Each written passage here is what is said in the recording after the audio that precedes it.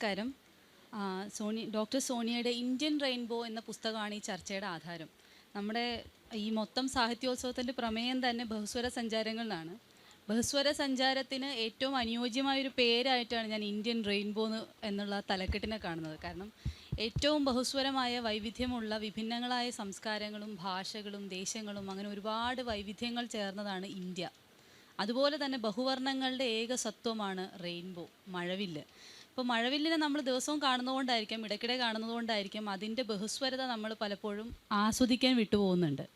അങ്ങനെ ഒരു തലക്കെട്ടിലൂടെ തൻ്റെ പട്ടാള ജീവിതത്തിനെ മൊത്തം 14 വർഷത്തെ സേവനകാലത്തെ മുഴുവൻ അടയാളപ്പെടുത്താൻ എഴുത്തുകാരിക്ക് കഴിഞ്ഞു എന്നുള്ളതാണ്. ഒരു തലക്കെട്ടിലൂടെ മാത്രം ഇത്രയും ആശയങ്ങളാണ് എഴുത്തുകാരി മുന്നോട്ട് വെച്ചിട്ടുള്ളത്. നമ്മൾ സൗന്ദര്യശാസ്ത്ര പ്രകാരമാണെങ്കിലും സാഹിത്യ വിമർശന പ്രകാരമാണെങ്കിലും എഴുത്തിനെയും എഴുത്തുകാരിയും വേർതിരിച്ച് നിർത്തണം എന്നാണ് പറയാറ്. പക്ഷേ എഴുത്തുകാരി അല്ലെങ്കിൽ എഴുത്തുകാരൻ്റെ വ്യക്തിത്വം ഇല്ലാതെ എങ്ങനെ എഴുത്തുണ്ടാവുന്നത്? അതുകൊണ്ട് നമുക്ക് ആദ്യം എഴുത്തുകാരിയോട് തന്നെ സംസാരിക്കാം. എങ്ങനെയാണ് എഴുത്തിലേക്ക് എത്തിയത്? ഡോക്ടറാണ്, ലഫ്റ്റനൻറ്റ് കേണലാണ്, ആർമി സർവീസിലായിരുന്നു ഒരുപാട് വർഷം. അങ്ങനെയുള്ള ഒരു വ്യക്തിയെ എഴുത്തുകാരിയാക്കിയ ജീവിതത്തെ പറ്റി തന്നെ നമുക്ക് ആദ്യം ചോദിക്കാം. Ananya, thank you. എങ്ങനെയാണ് എഴുത്തിലോട്ട് വന്നതെന്ന് ചോദിക്കുമ്പം കുഞ്ഞിലെ തൊട്ട് എഴുതുമായിരുന്നു. എന്തെങ്കിലുമൊക്കെ എഴുതും, കുത്തിക്കുറിച്ചിടും. ചെറുപ്പം തൊട്ട് സ്കൂളിൽ നിന്നാണെങ്കിലും വരയ്ക്കും, അതിൻ്റെ കൂടെ കവിതയായിട്ടും ഒക്കെ. പക്ഷേ എവിടെയും പബ്ലിഷ് ചെയ്തിട്ടില്ല എന്നുള്ളതേ ഉള്ളൂ. മിലിറ്ററി സർവീസ് കഴിഞ്ഞപ്പം കുറച്ച് നാളൊരു ബ്രേക്ക് എടുത്തു. നമുക്ക് മിലിറ്ററിയിൽ മെറ്റേണിറ്റി ലീവ് ഞങ്ങളുടെയൊക്കെ സമയത്ത് 2 മാസമാണ്. അപ്പോൾ 2 മാസം മെറ്റേണിറ്റി ലീവ്, 2 മാസം ആനുവൽ ലീവ്, അപ്പം 4 മാസം കിട്ടും ടോട്ടൽ. അപ്പോൾ ഈ 4 മാസം കഴിഞ്ഞ് 5-ാം മാസം മോനെ ഇട്ടിട്ട് ജോലിക്ക് പോയതുകൊണ്ട് അതിൻ്റെ ഒരു എന്താ പറയുക പരിഹാരം എന്നുള്ള നിലയിൽ ഞാൻ ആ മോൻ +1 +2 ആയിരുന്നപ്പം ഒരു 2 വർഷം ബ്രേക്ക് എടുത്തു. അവൻ്റെ കൂടെ ഇരിക്കാമെന്ന് വിചാരിച്ചു. ഇപ്പം അങ്ങനെയല്ല കേട്ടോ. ഇപ്പം മിലിറ്ററിയിൽ 6 മാസം മെറ്റേണിറ്റി ലീവും ചൈൽഡ് കെയർ ലീവും എല്ലാം ഉണ്ട്. അന്നത്തെ കാലത്താണ് പറഞ്ഞത്. അന്ന് ലേഡി ഓഫീസേഴ്സ് വന്ന് തുടങ്ങുന്ന ടൈമായിരുന്നു. അപ്പോൾ അവർക്ക് വേണ്ടിയിട്ടുള്ള റൂളുകളൊന്നും കാര്യമായിട്ട് മാറ്റം വന്നിട്ടില്ലായിരുന്നു. അപ്പോൾ ഈ മോൻ്റെ കൂടെ ഇരുന്ന സമയത്ത് എനിക്കൊരു കുറച്ചൊരു സമയം കിട്ടി. അപ്പം ഈ പാഷൻ അതിലേക്ക് പോകാനുള്ള ഒരു സമയവും അത് കിട്ടിയപ്പോഴാണ് മെയിനായിട്ട് എഴുതി തുടങ്ങിയത്. പിന്നെ അത് പബ്ലിഷ് ചെയ്ത് ഈ വാരാന്ത്യപ്പതിപ്പിൽ എഴുതേണ്ട കാര്യമാണോ ചോദിച്ചത്? ആദ്യം എഴുതി തുടങ്ങിയപ്പം എഴുതിയത് ഇങ്ങനെ കുറച്ച് ഞാൻ വഴിയിൽ കണ്ടുമുട്ടിയ ഡിഫറെൻ്റ് ആയിട്ടുള്ള കുറച്ച് വ്യത്യസ്തരായ സ്ത്രീകളെക്കുറിച്ചാണ്. അത് ആദ്യം വന്നത് മനോരമ ഓൺലൈനിൽ വന്നു, ഇന്ത്യൻ എക്സ്പ്രസ് മലയാളത്തിൽ വന്നു. അപ്പം കുറച്ച് കഴിഞ്ഞപ്പം എൻ്റെ ഈ ഫ്രണ്ട്സാണ് ഇങ്ങനെ എഴുതൂ അയക്കൂ എന്നൊക്കെ പറഞ്ഞ് ഇങ്ങനെ നിർബന്ധിച്ചുകൊണ്ടിരിക്കുന്നത്. ഇനി എഴുതിക്കൂടെ? കുറച്ച് കൂട്ടുകാരികളുണ്ട് എനിക്ക്, സീന, പ്രിയ, അങ്ങനെ. അപ്പം അപ്പം കുറച്ച് വന്നു കഴിഞ്ഞപ്പോൾ എനിക്ക് തോന്നി വാരാന്ത്യപ്പതിപ്പിലൂടെ ഒന്ന് അയച്ചു കൊടുത്താലോ. അപ്പോൾ വാരാന്ത്യപ്പതിപ്പിൽ നമ്മുടെ കേരളത്തിലെ നഴ്സിംഗ് ഹിസ്റ്ററിയുടെ ഒരു ഏഡ് അങ്ങനെ ഒരു കുറിപ്പ് വന്നു. ആ കുറിപ്പ് വന്നു കഴിഞ്ഞപ്പം പിന്നെ എഡിറ്ററുടെ ഫോൺ എനിക്ക് വരുക ചെയ്ത്. അപ്പോൾ അതിനകത്ത് ഞാൻ മെൻഷൻ ചെയ്തിട്ടുണ്ട് രാജസ്ഥാനിലെ മരുഭൂമിയിൽ അന്ന് പോയതിനെക്കുറിച്ചും അത് മരുഭൂമിയിലെ. അപ്പോൾ കുറച്ച് ഭാഗം കണ്ടപ്പം ചോദിച്ചു, പട്ടാള ഓർമ്മകൾ എഴുതാൻ പറ്റുമോ? അന്നേരം ഒരു ധൈര്യത്തിനങ്ങ് സമ്മതിച്ചു. പിന്നെ എന്താ ഒരു ധൈര്യം ഉണ്ടായിരുന്നതെന്ന് ചോദിച്ചാൽ എവിടെ പോയി കഴിഞ്ഞാലും നമ്മുടെ ഈ കോമ്പാറ്റ് ഡ്രസ്സിന് കണ്ടിട്ടുണ്ടാവല്ലോ, ഒരുപാട് പോക്കറ്റ് ഉണ്ട്. അപ്പം ഈ റൈറ്റ് സൈഡിലെ പോക്കറ്റിൽ എപ്പോഴും ഒരു നോട്ട് പാഡ് ഉണ്ടാകും. അത് ചെറുപ്പം തൊട്ടുള്ളൊരു പരിപാടിയാണ്. അത് എന്തെങ്കിലും ഒരു കയ്യിലൊരു ബുക്ക് വെക്കും, എന്തെങ്കിലും പടം വരച്ചുകൊണ്ടിരിക്കും. അപ്പോൾ എവിടെ പോയാലും കാണുന്ന ആൾക്കാർ ഇങ്ങനെ ചിത്രങ്ങളായിട്ട് വരച്ചിടും. പിന്നെ ചിലപ്പോൾ എന്തെങ്കിലും കുറിച്ച് വെക്കും. അത് ചിലപ്പോൾ 1-2 വരി കവിതയായിരിക്കും. ഇങ്ങനെ പ്രോസായിട്ട് അധികം എഴുതിയിട്ടില്ല.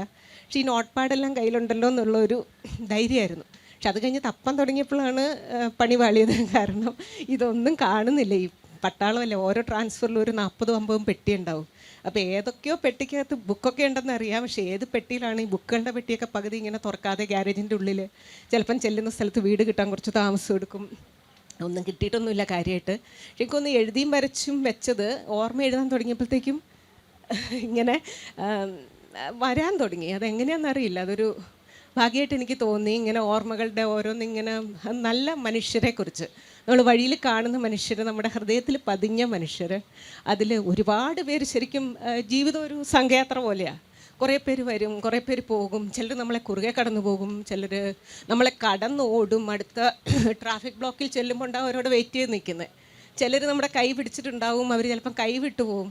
പക്ഷേ അതിൽ നമ്മളെ മനസ്സിൽ പതിയുന്നത് ശരിക്കും നമ്മളെ ഡീപ്പായിട്ട് ടച്ച് ചെയ്ത കുറച്ച് പേര് മാത്രമാണ്. അപ്പോൾ അങ്ങനെയുള്ള ആൾക്കാരൊക്കെ എനിക്ക് ഓർമ്മ കിട്ടി, ഓർത്തെടുക്കാൻ പറ്റി. അപ്പം തന്നെ ശരിക്കും പറഞ്ഞാൽ ശ്രീകാന്തിനോട് എനിക്ക് വലിയ നന്ദിയുണ്ട്. കുറച്ചൊരു മുന്നേ അല്ലേ ഓർമ്മക്കുറിപ്പുകൾ എഴുതാൻ തുടങ്ങിയത്. ശരിക്കും എഴുതേണ്ട ടൈമൊന്നും ആയിട്ടില്ല.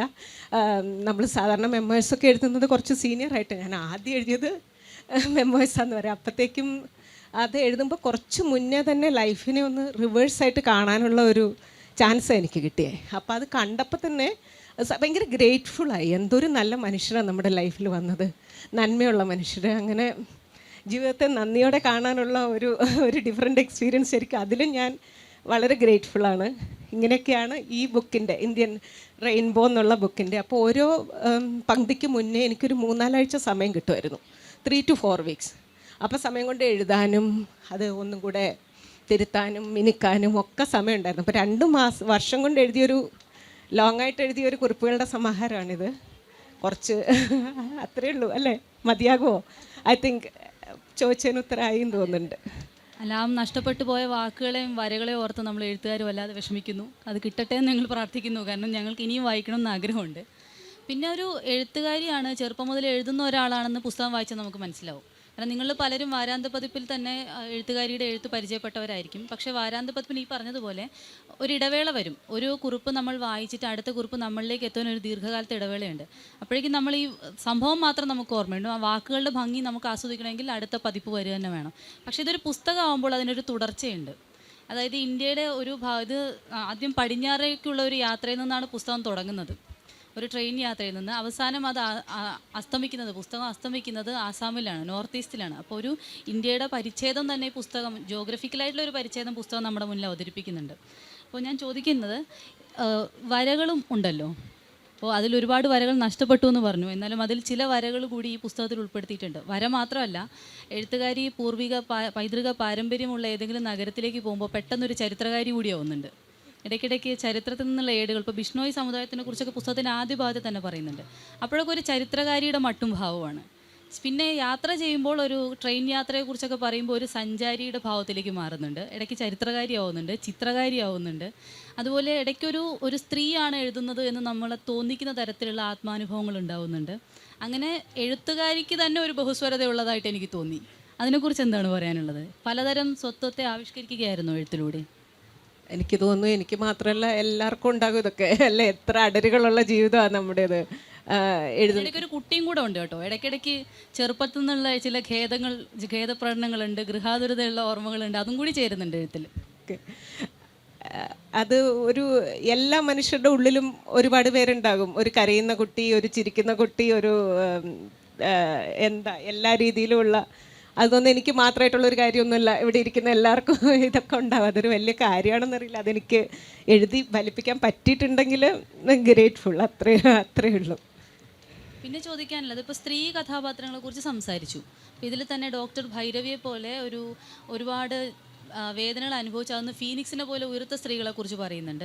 ജീവിതത്തിൽ കാലം തെറ്റി പൂത്ത മാവ് പോലെ കൊഴിഞ്ഞു പോകുന്ന ചില പെൺകുട്ടികളെ കുറിച്ച് പറയുന്നുണ്ട്. അപ്പോൾ ഇത്രയും 14 വർഷത്തെ ഒരു ജീവിതം, അതായത് വീട്ടിൽ നിന്ന് അകന്നുള്ളൊരു ജീവിതവും പിന്നെ കേരളത്തിലേക്ക് തിരിച്ചു വരും. കേരളത്തിനെ കുറിച്ച് പറയുമ്പോൾ എഴുത്തുകാരി പറയുന്നു, പ്രിവിലേജ്ഡ് ആണ് എന്ന് ഞാൻ തിരിച്ചറിയുന്നത് ഘട്ടങ്ങളുണ്ട് ജീവിതത്തിൽ എന്ന് പറയുന്നുണ്ട് പലപ്പോഴും. അപ്പോൾ ആ ഒരു വ്യത്യാസത്തെ എങ്ങനെയാണ് കാണുന്നത്? അത് ശരിക്കും നമുക്ക് അതെനിക്കറിഞ്ഞൂടാ. എനിക്കാണോ, നമ്മൾക്ക് പട്ടാളത്തിൽ കയറി ഒരു തോളയിൽ കുറച്ച് നക്ഷത്രമൊക്കെ കഴിയുമ്പോൾ ഒരു ഫീലിംഗ് വരും. ഐ ഏൺഡ് മൈ റാങ്ക്സ്, ഞാൻ ഒരു മിലിറ്ററി ഡോക്ടറാണ്. എൻ്റെ മുഴുവൻ കുറച്ചൊരു അഹങ്കാരമുള്ളതിനെ എല്ലാത്തിനെയും തീർത്തൊരു യാത്രയായിരുന്നു. ഡെസേർട്ടിൽ നിന്ന് തിരിച്ചു വരുവാണ് നമ്മൾ. ഡീഇൻഡക്ഷൻ്റെ ടൈം, ഓപ്പരാക്രമിന് വേണ്ടിയിട്ട് ഡിപ്ലോയിഡ് ആയിരുന്നു. അത് എന്താ പറയുക, ലൊക്കേഷൻ അങ്ങനെ കറക്റ്റ് പറയാൻ പറ്റില്ല.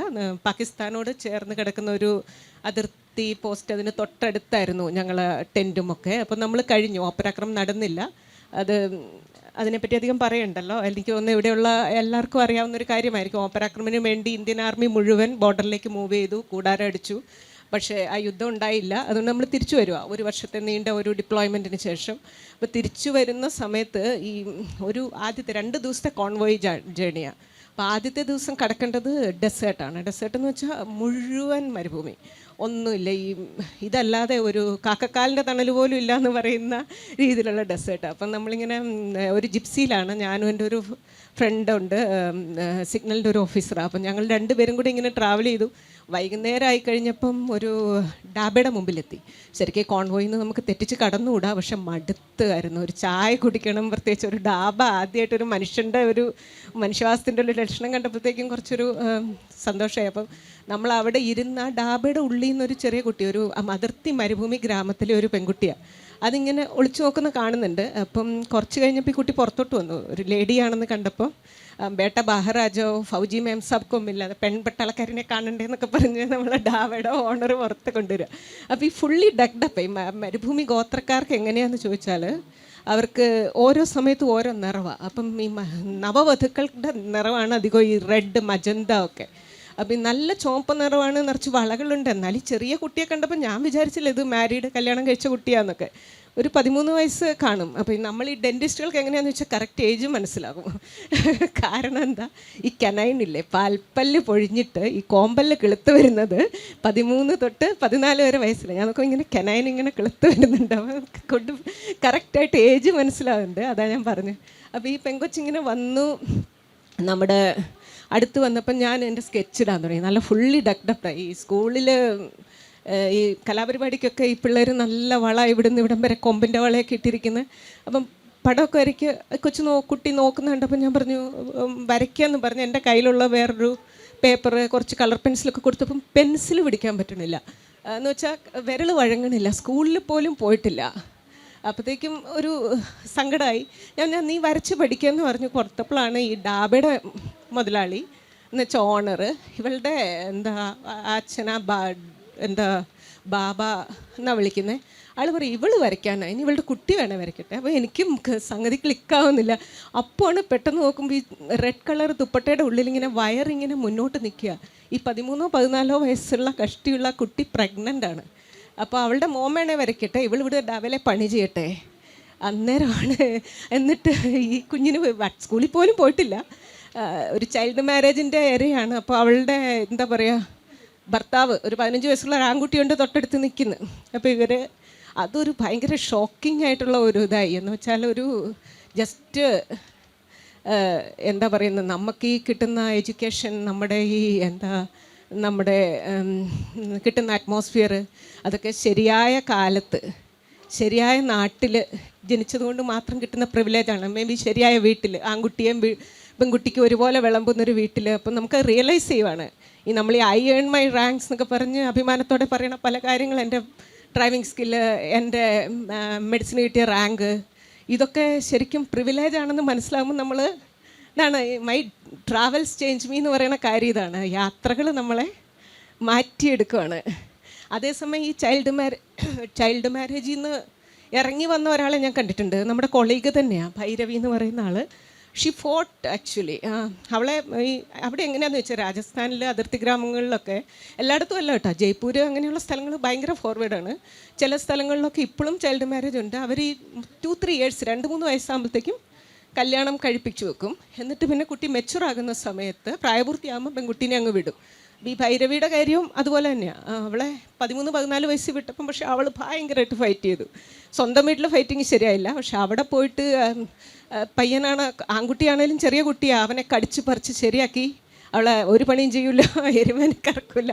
അങ്ങനെ അവളെ അവസാനം തിരിച്ചു കൊണ്ടുവന്നാക്കി കഴിഞ്ഞപ്പോൾ പിന്നെ 1 വർഷം ഫൈറ്റ് ചെയ്തപ്പോൾ അവളെ വീണ്ടും സ്കൂളിൽ വിടാൻ തുടങ്ങി. അപ്പോൾ ഈ ഭൈരവി പഠിച്ച് മെഡിസിൻ അഡ്മിഷൻ കിട്ടി ഗവൺമെൻറ് സീറ്റിൽ.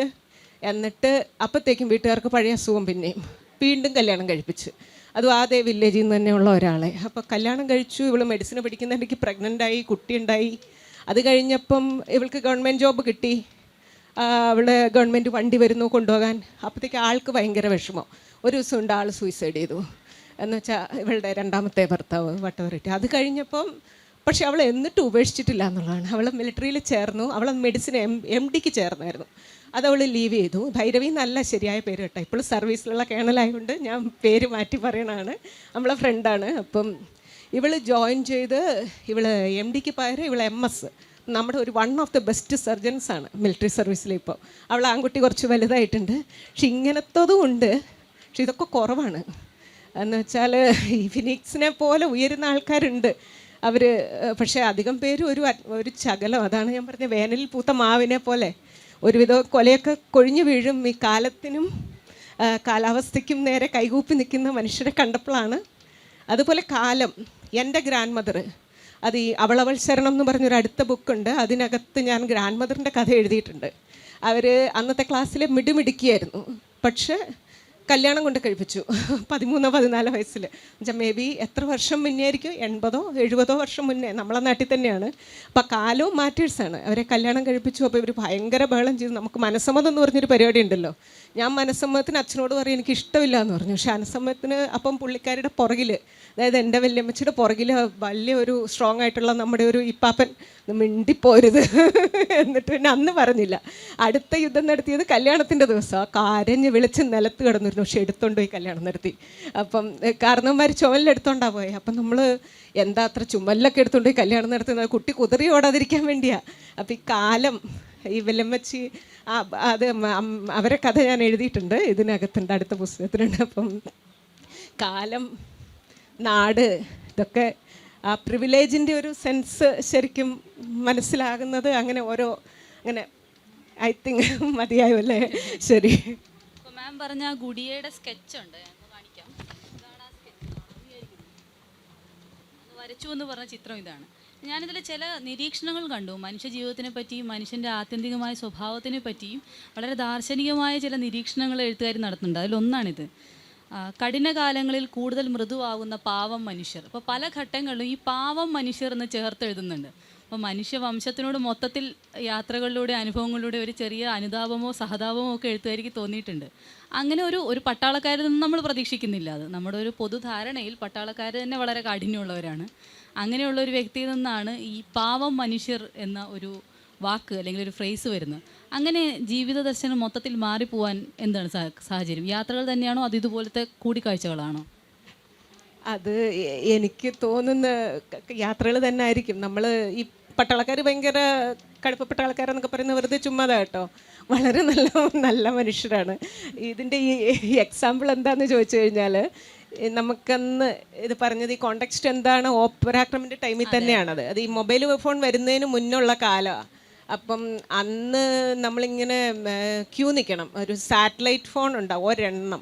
അപ്പോൾ ഒരു പ്രദേശത്തുള്ള മുഴുവൻ പട്ടാളക്കാരും നമ്മളെയൊക്കെ ആഴ്ചയിൽ ഒന്നേ ഉണ്ടാവുള്ളൂ ഫോൺ ചെയ്യാനുള്ള. അപ്പം നമ്മൾ ഒരു വണ്ടിയെ കയറ്റി കൊണ്ടുവരും. അപ്പം എത്രയോ ദൂരെ യാത്ര ചെയ്ത്, അപ്പോൾ മണലിലാണ്, റോഡൊന്നുമില്ല. ഇങ്ങനെയുള്ള ഈ സാൻഡ് ഡ്യൂൺസിൻ്റെ ഒക്കെ മേലെ അവിടെ ചെല്ലുമ്പം തന്നെ ഈ നോസിയ ഒമറ്റിക്കങ്ങ് വന്ന് പരിപാടി തീരും. പക്ഷെ നമ്മൾ വീട്ടിൽ വിളിക്കണമല്ലോ. അപ്പോഴത്തേക്കും വന്നിങ്ങനെ നീളത്തിലിങ്ങനെ ക്യൂവിൽ നിൽക്കുക. അപ്പം നിന്ന് 5 മിനിറ്റ് ആണ് നമ്മുടെ ഒരു ഫോണിൻ്റെ ഒരു സമയം. കാരണം എത്രയോ പേരാ ക്യൂവിൽ നിൽക്കുന്നത്. നമ്മൾ ഇൻഫൻട്രിക്കാർ, ആർട്ടിലറിക്കാർ, ആർമേഡുകാർ, അങ്ങനെ പറഞ്ഞു കഴിഞ്ഞാൽ ഇന്ത്യൻ ആർമി മുഴുവൻ അന്ന് ഡെസേർട്ടിൽ ഡിപ്ലോയിഡ് ആണല്ലോ ആ സമയത്ത്. ഇങ്ങനെ ക്യൂവിൽ നിൽക്കുക. അപ്പം നമുക്ക് അവിടെ ഇരുന്ന് തന്നെ സംസാരിക്കുമ്പം നമുക്ക് ഈ ഓപ്പൺ ബൂത്താണ്. അപ്പോൾ എല്ലാവരും പറയണ കേൾക്കാൻ പറ്റും. അത് മറാഠിയിലാണെങ്കിലും മലയാളത്തിലാണെങ്കിലും തമിഴിലാണെങ്കിലും ഭോജ്പുരിയിലാണെങ്കിലും പറയുന്നതൊക്കെ ഏകദേശം ഒരേ കാര്യമാണ്. അപ്പോൾ ചിലരുടെ അച്ഛൻ്റെ ആണ്ടായിരിക്കും, അപ്പോഴാണ് ഡിപ്ലോയ്മെൻറ്റ് വന്നത്. അപ്പം നാട്ടിൽ നിന്ന് വീട്ടുകാർ ഭയങ്കര പ്രശ്നമാണ്, ആണ്ടുബലി ഇടാൻ നീ വരുന്നില്ലേ. അപ്പം പുള്ളിക്ക് അന്ന് ഞാൻ എന്ത് ചെയ്യാനാണ്, വല്ല നവവധു കല്യാണം കഴിച്ചതേ ഉള്ളൂ, കോൾഡ് ബാക്ക് ലീവിൽ ഓപ്പറാക്രമണ ടൈമിൽ ഒരുപാട് പേരെ തിരിച്ചു വിളിച്ചല്ലോ. അപ്പം അത് കരയണുണ്ടാവും, നമുക്കവിടെ കേൾക്കാം. കരയുന്ന ആളെ സമാധാനിപ്പിച്ച് തീരുമ്പോഴത്തേക്ക് 5 മിനിറ്റ് കഴിയും. പക്ഷെ ഒരുവിധം മനുഷ്യന്മാരുടെ എല്ലാ സങ്കടം ഒരുപോലെയാണ്. ഒരുവിധം എല്ലാ മനുഷ്യന്മാരും നമ്മൾ വിചാരിക്കുന്ന പോലെ കഠിനഹൃദയരല്ല. അങ്ങനെ എൻ്റെ എക്സ്പീരിയൻസ് എന്താണെന്ന് വെച്ചാൽ, നമ്മളിങ്ങനെ ക്യൂവിൽ നിൽക്കുക, തൊട്ട് മുമ്പിലുള്ള ആൾ, എനിക്കറിയാം ആഴ്ചയിൽ ഒന്നാണ്, ചില സമയം അവർക്ക് കൂടുതൽ കഴിഞ്ഞായിരിക്കും. യൂണിറ്റിൽ എന്തെങ്കിലും പ്രോബ്ലം ഉണ്ടെങ്കിൽ മേ ബി 1 മാസത്തിന് ശേഷമായിരിക്കും. അപ്പം ഇങ്ങനെ കാത്ത് നിന്ന് എൻ്റെ ടൈം വന്നപ്പോൾ എൻ്റെ കുഞ്ഞിനന്ന് പനിയാണ്. ഞാൻ എൻ്റെ ചെറിയ മോളെ ഇട്ടിട്ടാണ് ഞാനൊന്ന് ജോയിൻ ചെയ്തത്. അപ്പം കുഞ്ഞിന് പനിയാണ്. അപ്പോൾ ഹസ്ബൻഡ് പനി പിടിച്ചുറങ്ങുക. അപ്പം വിളിച്ചെഴുന്നേൽപ്പിച്ചു. അപ്പം പനിയാന്ന് അറിഞ്ഞുകൊണ്ട് തന്നെ ഞാൻ നല്ല വറീഡാണ്. വിളിച്ചെഴുന്നേൽപ്പിച്ച് വന്നപ്പോഴത്തേക്ക് എൻ്റെ 5 മിനിറ്റ് കഴിഞ്ഞ്. അപ്പം കുഞ്ഞിനോടൊന്നും സംസാരിക്കാൻ പോലും പറ്റിയില്ല. അപ്പം ഞാനും കരയുന്നുണ്ട്. എന്ന് വെച്ചാൽ നമ്മളെ കൂടെ നിൽക്കുന്നവരും എല്ലാം സബോർഡിനേറ്റ്സും എല്ലാം നമ്മൾ സപ്പോസ് ടു ബി സ്ട്രോങ് ആണ്. പക്ഷെ അതൊന്നും നമ്മളെ കൊണ്ട് പറ്റുന്ന കാര്യമല്ല. അപ്പം ഞാൻ കരഞ്ഞുകൊണ്ട് ഫോൺ വെച്ചു. സാരമില്ല, ഞാൻ അടുത്ത ആഴ്ച വിളിക്കാം. അപ്പോഴത്തേക്ക് എൻ്റെ തൊട്ട് പുറകിൽ നിന്നയാൾ ക്യൂവിൽ നിന്ന് മാറി നിന്നു. വിളിച്ചോളൂ, എൻ്റെ ടൈമും കൂടി എടുത്തോളൂ, എനിക്കിപ്പോഴും കരച്ചിൽ വരുന്നുണ്ട് പറയൂ. അവർ എനിക്കറിയാം മനുഷ്യൻ എത്രയോ മേ ബി 1 മാസമായിട്ടുണ്ടാവും അയാൾ വീട്ടിൽ വിളിച്ചിട്ട്. പക്ഷെ അയാൾ എന്നോട് ഞാൻ ഇന്നലെ വിളിച്ചതേ ഉള്ളൂ, ഒരു നുണയും കൂടെ പറഞ്ഞെന്ന് വെച്ചാൽ എനിക്ക് കുറ്റബോധം തോന്നാതിരിക്കാനായിരിക്കും. നമ്മൾ വിചാരിക്കുന്ന പോലെയല്ല കേട്ടോ. കഠിന കാലങ്ങളിൽ പ്രത്യേകിച്ച് യുദ്ധഭൂമിയിൽ പോലും മനുഷ്യരെ തമ്മിൽ ബന്ധിപ്പിക്കുന്ന ഒരു സ്നേഹത്തിൻ്റെ നൂലുണ്ട്. അത് ഞാൻ കണ്ടിട്ടുണ്ട്. അത് പട്ടാളക്കാർ മാത്രമല്ല, ലോക്കലായി ലോക്കലായിട്ടുള്ള മനുഷ്യന്മാരാണെങ്കിൽ എനിക്ക് തോന്നുന്നു എല്ലാ മനുഷ്യന്മാരെയും കുറച്ച് കുഴിച്ചു കഴിഞ്ഞാൽ കിട്ടുന്നത് സ്നേഹത്തിൻ്റെ ഉറവ തന്നെയായിരിക്കും. അങ്ങനെ ഒരു ചോദ്യം കൂടി ചോദിച്ചിട്ട് നമുക്ക് ചോദ്യങ്ങളിലേക്ക് കടക്കാം, ഓഡിയൻസിൻ്റെ ചോദ്യങ്ങളിലേക്ക്.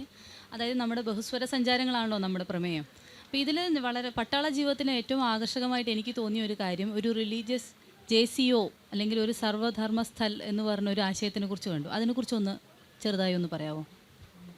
അത് ഇന്ത്യൻ ആർമിയിൽ ഒരു വളരെ ഭംഗിയുള്ള ഒരു ആശയമാണ്. അത് നമ്മൾ ലോകത്തിൽ ഏറ്റവും അധികം വ്യത്യസ്ത മതപുരോഹിതന്മാർ യൂണിഫോം ഇടുന്ന ആർമി നമ്മുടെ ആർമിയാണ്.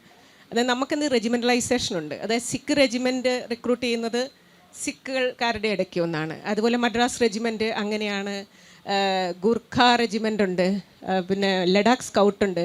അപ്പോൾ സിഖ് റെജിമെൻറ്റിന് ഗുരുദ്വാര ഉണ്ടാകും, അപ്പോൾ അവിടെ അവരുടെ ഗ്രന്ഥി മതപുരോഹിതനുണ്ടാകും. ലഡാക്ക് സ്കൗട്ടിന് എന്നിട്ട് യൂണിഫോമിലുള്ള ആളാണ് കേട്ടോ, JCO ജൂനിയർ കമ്മീഷൻ ഓഫീസറുടെ റാങ്കാണ്. അപ്പം പുള്ളി ചില സമയം യൂണിഫോം ഇടും, പൂജയൊക്കെ ചെയ്യുമ്പം വേഷം ഇടും. അപ്പോൾ ലഡാക്ക് സ്കൗട്ടിനാണ് ബുദ്ധ ലാമയായിരിക്കും ഉണ്ടായിരിക്കുക. അതുപോലെ ആസ റെജിമെൻറ്റിനാണെങ്കിൽ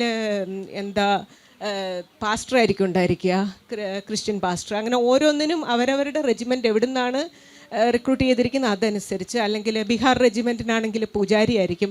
പക്ഷേ നമുക്ക് ഓഫീസേഴ്സിന് എങ്ങനെയാണെന്ന് ചോദിച്ചാൽ നമ്മൾ ഏത് റെജിമെൻറ്റിലാണോ നമുക്ക് റിലീജിയൻ ഇല്ല. അതായത് ഞാൻ അവിടെ ഉള്ളപ്പം നമ്മളെ പട്ടാളക്കാരുടെ ഏത് റിലീജിയനാണ് അതാണ് നമ്മുടെ റിലീജിയൻ. അതായത് ഞാനിപ്പോൾ ലഡാക്ക് സ്കൗട്ടിൽ പോസ്റ്റഡ് ആണെങ്കിൽ ഞാൻ ചെയ്യുന്നത് ബുദ്ധമതത്തിൻ്റെ അവരുടെ എല്ലാ പൂജകൾക്കും പ്രശ്നങ്ങൾ എല്ലാത്തിനും നമ്മൾ കൂടെ ഉണ്ടാവണം. നമ്മൾ അവരുടെ റിലീജിയസാണ് ഫോളോ ചെയ്യുക. അതാണ് റെജിമെൻ്റലൈസേഷൻ എന്ന് പറയുന്ന കാരണം. നമ്മുടെ കൂടെയുള്ള പട്ടാളക്കാരുടെ ഏതാണോ റിലീജിയൻ അതായിരിക്കണം നമ്മുടെ റിലീജിയൻ. അങ്ങനെയാണ് ഈ ഇന്ത്യൻ ആർമി ഇത്ര സ്ട്രോങ് റെജിമെൻ്റലൈസേഷൻ മുന്നോട്ട് കൊണ്ടുപോകുന്നത്. അപ്പം നമ്മുടെ പൂനെയിൽ ഒരു നാഷണൽ ഇൻ്റഗ്രേഷൻ ഇൻസ്റ്റിറ്റ്യൂട്ട് ഉണ്ട്. അവിടെയാണ് ഈ റിലീജിയസ് JCOസിനെയൊക്കെ ട്രെയിൻ ചെയ്യിക്കുന്നത്. അപ്പോൾ അവരുടെ പർട്ടിക്കുലർ ഇങ്ങനെ ഡിഗ്രിയുള്ള ആൾക്കാരെ എടുക്കും. അതാത് അപ്പോൾ ലാമയുടെ ലാമമാർ പഠിക്കുന്ന അത്രയും പഠിച്ചത്, പക്ഷേ അവരെ എല്ലാ റിലീജിയനും ട്രെയിൻ ചെയ്യിക്കും. അത് എന്തിനാണെന്ന് ചോദിച്ചാൽ ഇപ്പോൾ യുദ്ധത്തിന് പെട്ടെന്ന് ഒരാൾ മരിച്ചു, അപ്പം അയാൾക്ക് പക്ഷേ അന്ത്യകർമ്മങ്ങൾ ചെയ്യണമല്ലോ. അയാളുടെ റിലീജിയനിൽ നിന്നുള്ള മതപുരോഹിതനില്ലെങ്കിൽ ഇവരത് തന്നെ അത് ചെയ്യും. അപ്പം നമുക്ക് എന്ന് വെച്ചാൽ വിശ്വാസമൊക്കെ നമുക്ക് പട്ടാളക്കാർക്ക് കുറച്ച് ഭയങ്കര പ്രധാനമാണ്. കാരണം എന്ന് വെച്ചാൽ ഓരോ നിമിഷവും മരണം കാണുന്ന ആൾക്കാരാണ്. അപ്പോൾ എന്തിലേലും ഒന്ന് പിടിക്കാൻ ഈ കപ്പൽ ഛേദങ്ങളിൽ നങ്കൂരമാണെന്ന് പറഞ്ഞത് മാതിരി ഏറ്റവും ഡിഫിക്കൽട്ട് സിറ്റുവേഷൻ വരുമ്പം എന്തിലേലും ഒന്ന് പിടിക്കുക എന്നുള്ളത് ഈ മാനസിക സ്വാസ്ഥ്യത്തിന് വളരെ പ്രധാനപ്പെട്ട ഒരു കാര്യമാണ്. അതിപ്പം സിയാച്ചിനിലാണെങ്കിൽ നമുക്ക് നമ്മുടെ തന്നെ ദൈവങ്ങളുണ്ട്. സിയാച്ചിനിൽ ഇങ്ങനെ ഒരുപാട് കാലമായിട്ട് ഈ മഞ്ഞുമലയിലൊക്കെ മറഞ്ഞു പോയ മനുഷ്യന്മാരുണ്ട്. അത് നമുക്ക് വലിയ വലിയ വലിയ ക്രിവേസുകളുണ്ട്. എൻ്റെ ടൈം തീർന്നു, സംസാരിക്കാം. വലിയ വലിയ ഈ ക്രിവേസ് എന്ന് പറഞ്ഞു കഴിഞ്ഞാൽ സിയാച്ചിൻ എന്ന് പറഞ്ഞ ഒരു മഞ്ഞിൻ്റെ പുഴയാണ്. നല്ല ഉറഞ്ഞു കിടക്കും. വേനലാകുമ്പോഴത്തേക്കും പതുക്കെ ഈ വലിയ ആഴമുള്ള ഗർത്തങ്ങൾ തുറന്നു വരും. അപ്പം നിൽപ്പ് ചിലപ്പോൾ അടിയിലോട്ട് പോകും. നമ്മൾ നോക്കി നടന്നില്ല എന്ന് പറയാൻ പറ്റില്ല. നമ്മുടെ കൂടെയുള്ള ഒരു ഓഫീസർ പറയുക, രാത്രിയായപ്പോൾ ഈ പച്ച മരം കീറിപ്പൊളിക്കുന്ന പോലെ ഒരു ശബ്ദം, കറകറ. അയാൾ കിടന്ന കട്ടിലിന് 3 അടി മുമ്പിലാണ് ക്രിവേസ് തുറന്ന് പറഞ്ഞു. 3 അടി ഇപ്പുറത്താണെങ്കിൽ ഞാൻ -55 ഡിഗ്രിയിൽ അതായത് ജീവനോടെ ഉറഞ്ഞു പോകാമെന്ന് പറയുന്ന ഒരു ഭയങ്കരമായ ഒരു ടെറിബിളായിട്ടുള്ളൊരു അന്ത്യമാണ്. അപ്പോൾ അങ്ങനെയുള്ള ഒരു സിറ്റുവേഷനിൽ അങ്ങനെ പോയ ഒരാളാണ് OP ബാബ. പുള്ളി പാകിസ്ഥാനോടുള്ള യുദ്ധത്തിനിടയ്ക്ക് മാലോൺ പോസ്റ്റിൽ വെച്ചിട്ട് കാണാതായ ആളാണ്. പക്ഷേ അയാൾ ഇടയ്ക്കിടയ്ക്ക് സിയാച്ചിലെ പട്ടാളക്കാരുടെ സ്വപ്നത്തിൽ വരുന്നെന്നൊക്കെ അവർ പറയുന്നത്. What ever it is OP ബാബയുടെ ടെമ്പിൾ ഉണ്ട് അവിടെ. അപ്പം നമ്മൾ സിയാച്ചിൻ പോസ്റ്റിങ്ങിന് മുന്നേ തന്നെ ശരി കേട്ടോ, പുസ്തകത്തിലുണ്ട്, വിശദമായിട്ട് എഴുതിയിട്ടുണ്ട്. ടൈം കഴിഞ്ഞാ? എന്തെങ്കിലും ചോദ്യങ്ങളുണ്ടെങ്കിൽ എഴുത്തുകാരോട് ചോദിക്കാം. ഇത് ദക്ഷിണയാണോ? ദക്ഷിണ ഓക്കെ ആണോ? ഈ പറഞ്ഞ അങ്ങ് കംപ്ലീറ്റ് ചെയ്തോട്ടെ. ദക്ഷിണ ഒറ്റ മിനിറ്റ് കൂടെ. ഓക്കെ. അപ്പം ഈ OP ബാബയുടെ ടെമ്പിളുണ്ട്. നമ്മൾ സിയാച്ചിൻ പോസ്റ്റിങ്ങിന് പോകുന്നതിന് മുമ്പ് അവിടെ പോയിട്ട് അപ്പം നമ്മൾ പ്രാർത്ഥനാ രീതികൾ എന്താണെന്ന് വെച്ചാൽ കമാൻഡിങ് ഓഫീസർ അവിടെ പോയി സല്യൂട്ട് ചെയ്യും. OP ബാബ ഞങ്ങൾ 20 പട്ടാളക്കാർ ഇന്ന പോസ്റ്റിലേക്ക് പോകുന്നു, സല്യൂട്ട്. ഇതാണ് നമ്മുടെ പ്രെയർ രീതി. അങ്ങനെ എന്താ പറയുക, നമ്മൾ പറയില്ലേ ഞാൻ മലബാറാണ് കേട്ടോ. അപ്പം നമ്മളുടെ ദൈവങ്ങൾ തെയ്യം എന്ന് പറയും. നമ്മളെപ്പോലെ ഒരാൾ എന്ന് വെച്ചാൽ നമ്മളെ കാര്യം മനസ്സിലാവും, കള്ളു കുടിക്കുന്ന കാര്യം മനസ്സിലാവും. അങ്ങനെ നമ്മളെ തെയ്യങ്ങളെ പറ്റി വായിച്ചിട്ടുണ്ടാവും അല്ലേ? അതുപോലെ നമ്മൾ പട്ടാളക്കാർക്ക് വെടിമരുന്ന് മണക്കുന്ന ഒരു ദൈവച്ചുമൽ, നമ്മളെ മനസ്സിലാക്കുന്ന ഒരു പട്ടാളക്കാർ നമുക്ക് കുറേ പേരുണ്ട്. അങ്ങനെ മറ്റേ ഷേലാപ്പാസിലും നാദുലാപ്പാസിലും ഒക്കെ ഉണ്ട്, എഴുതിയിട്ടുണ്ട് ബുക്കിൽ. എനിക്ക് തോന്നുന്നു സമയം തീരുന്നുണ്ട്, നിർത്താം. ദക്ഷിണ ഓക്കെ. ദക്ഷിണ 2000 പുസ്തകമൊക്കെ വായിച്ചിട്ടുള്ള ആളാണ് കേട്ടോ. കഴിഞ്ഞ തവണ എന്നെ മറ്റേ കോഴിക്കോട് ലിറ്ററേച്ചർ ഫെസ്റ്റിവലിൽ കണ്ടപ്പോൾ എന്നോട് ചോദിച്ചാൽ അതിഥി എന്ത് ചെയ്യും ഇവിടെ, ഇപ്പം എന്ത് ചെയ്യുന്നു? ഞാൻ ആരോടും പറഞ്ഞിട്ടില്ല. കാരണം അതിഥിക്ക് എന്താ വെച്ചാൽ ഇതിൽ ഞാൻ ദക്ഷിണയോട് മാത്രം അതിഥിക്ക് എന്ത് പറ്റിയെന്ന് പറഞ്ഞു കൊടുത്തു. കാരണം അവളുടെ ബാക്കി കഥ ഞാൻ എഴുതിയിട്ടില്ല. കാരണം ഇവരെല്ലാവരും ജീവിക്കുന്ന ആൾക്കാരാണ്. അവളുടെ ഹസ്ബൻഡ് ഹെലികോപ്റ്റർ ആക്സിഡൻറ്റിലൊന്ന് മരിച്ചുപോയി, അതിനകത്ത് എഴുതിയിരിക്കുന്നത്. എൻ്റെ ദക്ഷിണയ്ക്ക് മാത്രമായിട്ട് പറഞ്ഞൊരു കഥയുണ്ട്. പക്ഷെ ഞാൻ ആലോചിച്ച് 2000 കഥ വായിക്കുന്ന എൻ്റെ അതിഥിയുടെ കാര്യം ഓർത്തിരുന്നല്ലോ. മാഡം, ഞാനങ്ങനെ ഓർക്കാൻ കാരണം എന്താണെന്ന് വെച്ചാൽ, എന്താ പറയുക, മലയാളത്തിൽ ഞാൻ വായിച്ചത് തന്നെ ഏറ്റവും ആദ്യമായിട്ടായിരിക്കും ഒരു വനിതാ പട്ടാള ഓഫീസർ തൻ്റെ ഓർമ്മകൾ ഇങ്ങനെ പങ്കുവെക്കുന്നത്. വായിച്ചാൽ എനിക്ക് ഏറ്റവും എന്താ പറയുക മനസ്സിങ്ങനെ തറച്ചു നിന്നത് അതിഥീൻ്റെ കഥ തന്നെയായിരുന്നു. അപ്പോൾ അങ്ങനെയാണ് മാഡത്തിൻ്റെ അടുത്ത് ഞാൻ അന്ന് ചോദിച്ചത്. എൻ്റെ ചോദ്യം എന്താണെന്ന് വെച്ചാൽ, മാഡം ഈ ഒരു എന്താ പറയുക നേരത്തെ തന്നെയാണ് മാഡം ഓർമ്മക്കുറിപ്പ് പ്രസിദ്ധീകരിച്ചതെന്ന് മാഡം പറഞ്ഞിട്ടുണ്ടല്ലോ. അപ്പോൾ അങ്ങനെ ഇപ്പോൾ അത് പ്രസിദ്ധീകരിച്ച് കഴിഞ്ഞതിന് ശേഷം മാഡത്തിൻ്റെ ഒരു എക്സ്പീരിയൻസ് എന്തായിരുന്നു? അത് ശരിക്കും പറഞ്ഞാൽ ഈ വാരാന്ത പതിപ്പിൽ ഓരോ ദിവസവും സൺഡേ ഇത് വരുമ്പോഴത്തേക്കും എൻ്റെ മെയിൽ ബോക്സ് നിറയും. ഈ എന്തേരം കത്തുകളാണ് എനിക്ക് എഴുത്തിത്ര സ്നേഹം കൊണ്ടുവരുന്നു എന്നുള്ളത് മനസ്സിലായത് അപ്പോഴാണ്.